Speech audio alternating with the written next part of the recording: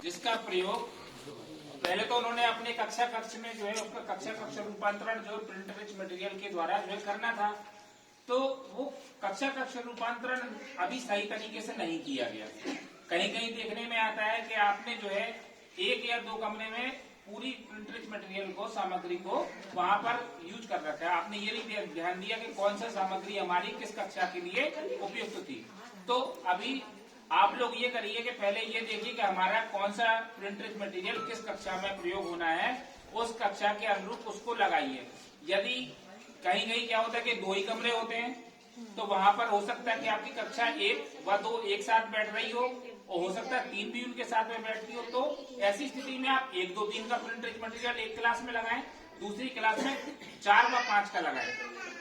और जब ये प्रिंट रिच मटेरियल आपका लग जाए तो उसको विधिवत रूप से उसको प्रयोग करिए, क्योंकि हम प्रिंट रिच मटेरियल की सहायता से बच्चों को बहुत कुछ सिखा सकते हैं। और वो ऐसा सिखा सकते हैं कि हमें वहां पर ज्यादा प्रयास नहीं करना, ज्यादा मेहनत नहीं करना, बच्चे देखेंगे और देख करके स्वयं समझेंगे।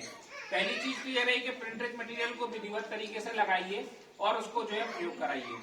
फिर इसके बाद में हम देखते हैं कि कई विद्यालयों में आपको सामग्री दे दी गई है। हाँ, अभी बिग बुक वगैरह दे दिया गया, शेर कहानी चार्ट दे दिया गया और काफी कुछ मटेरियल आपको पहले से दिया गया है। पर जो है अभी देखने में आ रहा है कि संदर्शिकाएं दी गई हैं, पर संदर्शिकाएं जैसे आपको दी गई अभी वैसे ही वो रखी हुई हैं और उसका प्रयोग नहीं किया जा रहा है। हो सकता है कुछ विद्यालयों में किया जा रहा होगा, तो वो अपवाद समझ लीजिए उनको कि यहाँ पर प्रयोग किया जा रहा है। तो वो शिक्षक संदर्शिका में से आपको शिक्षण योजना ले करके उसको आपको अपने कक्षा में किस कालांश में शिक्षण योजना का प्रयोग करना है, बताइए जरा आप किस कालांश में शिक्षण योजना का प्रयोग करना है। गणित की हमें शिक्षण योजना पढ़ानी है तो वो हमारा कौन से कालांश में प्रयोग करना है।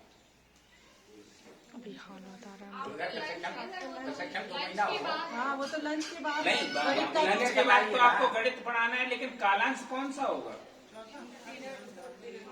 आप जब रेगुलर पढ़ा रहे हैं तो याद होगा। चौथा कालांश, 3 कालांश तो आपने भाषा के लिए लिए, लेकिन गणित में शिक्षण योजना के लिए जो कालांश होगा वो आपका चौथा होगा। इसके बाद में 5वां कालांश है, वो किसका है। जो अदर सब्जेक्ट है ना, ईवीएस और 8 कालांश है एक दिन में, ठीक है ना। अब 8 कालांश में आपका चौथा कालांश आपका शिक्षण योजना के लिए हो गया, 5वां किसके लिए है, कार्य पत्रक के लिए।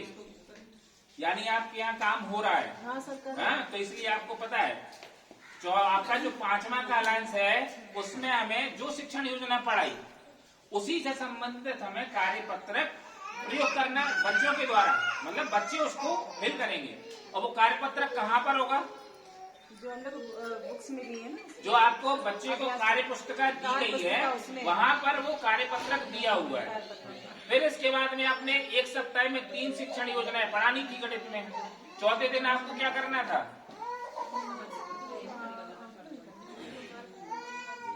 भूल भाल है सब कुछ, रुक जाओ। अच्छा, इसके साथ दूसरी चीज ये कि हमें जैसे आकलन करना है बच्चों का, तो आकलन के लिए आपके आकलन ट्रैकर संदर्शिका में दिया हुआ है। वो संदर्शिका में आकलन ट्रैकर आप लोग भरना शुरू कर दीजिए। हमारे जो चर्चा करना शुरू जो हमने किया था वो इसी को लेकर के किया था कि विद्यालय में हम पहुंच रहे हैं और शिक्षक संदर्शिकाएं अभी ज्यों की त्यों रखी हुई हैं। टीचर्स को ये नहीं पता कि हमें उस शिक्षक संदर्शिका को कैसे प्रयोग करना है। हमारा आकलन ट्रैकर, हमारे ऐप में भी वो प्रश्न होता है कि आकलन ट्रैकर क्या अध्यापक के द्वारा भरा जा रहा है, तो हम लोग वहां पर अपने विवेक के अनुसार भर दे रहे हैं। जहां पर भरा ही नहीं जा रहा है तो वहां पे क्या भरेंगे, नहीं भरेंगे। तो उसको आप लोग पहले बच्चों के नाम लिखिए, बच्चों के नाम के बाद में क्या उनका जो है उस सप्ताह में आपने आकलन किया, वो आकलन करने के बाद में उसमें दर्शाना है। जो भी विजिटर आपके यहाँ आएगा वो आपके उसी आकलन ट्रैकर को देखते हुए, और इसके साथ अभी बहुत से विद्यालयों में हम देख रहे हैं कि निपुण तालिका, कई विद्यालयों में निपुण तालिका आपने नहीं लगाई। जब आपने निपुण तालिका नहीं लगाई तो फिर आप काम किस पर कर रहे हो, तो आप लोग निपुण तालिका लगाइए उसको ज्यादा कुछ नहीं है, आप उसको इंटरनेट पर सर्च कर लीजिए, निपुण तालिका निकल आएगा, उसी के साथ निपुण सूची लगा लीजिए और बच्चों के नाम लिख करके उसको भरना शुरू कर दीजिए। जब इतना आप कर लेंगे तो जब आप उसको भरना शुरू कर देंगे फिर आपको किसी को बताने की आवश्यकता नहीं है कि हमारे यहाँ इतना काम हो गया। जो भी विजिटर आपके यहाँ आएगा वो अपनी निपुण तालिका को देख करके अंदाजा लगा लेगा और उस तालिका को देख करके बच्चे को बुला करके उसके अधिगम स्तर के आधार पर बच्चे से प्रश्न पूछ सकता है। तो इतना आप लोग कार्य करिए। निपुण तालिका और निपुण सूची कुछ नहीं, आप A4 शीट पे प्रिंट निकलवा लो। ज्यादा अगर आपको लगता है कि खर्चीला काम है तो A4 शीट पर आप लोग प्रिंट करा के उसको अपने विद्यालय में लगा लीजिए और लगाने के बाद में उसको भरना सुनिश्चित करिए। साथ में कुछ टीचर्स तो निपुण लक्ष्य ऐप का प्रयोग करना शुरू कर दिए।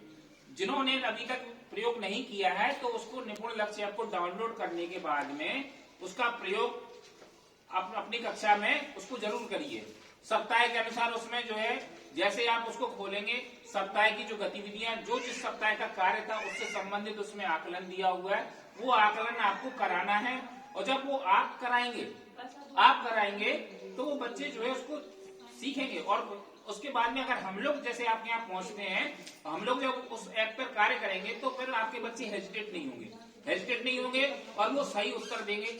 हम लोग पहुंचते हैं वो बच्चे जो है हेजिटेट हो जाते हैं और वो उत्तर नहीं दे पाते। इतना आप लोग कार्य करिए। इसके बाद में हम अपने साथी जो है देवी प्रसाद जी को आमंत्रित करें कि वो कुछ कहना चाहें।